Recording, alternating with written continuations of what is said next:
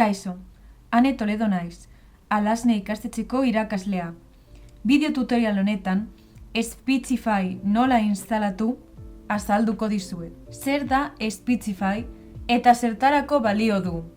Speechify testua ahots bihurtzeko aplikazio programa bat da. Idatzitakoa irakurri beharrean, ordenagailuak ozenki irakurtzen du. Zertarako erabiltzen da batez ere? Ikasteko, testu luzeak, apunteak edo PDF entzuten.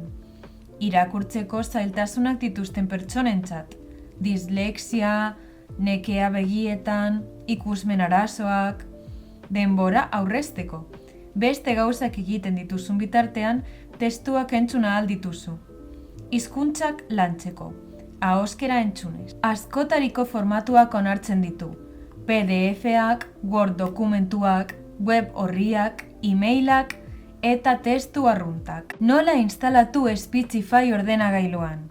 Ireki ezazu Google eta konfiguraziora joan. Googleko irisgarritasun atalean sartu eta gehitu irisgarritasun eginbideak klikatu. Aukeratu ezazu Speechify eta gehitu Chromera.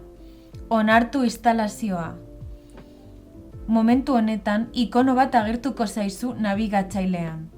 Nola erabili Speechify? Hautatu testu bat web orri batean.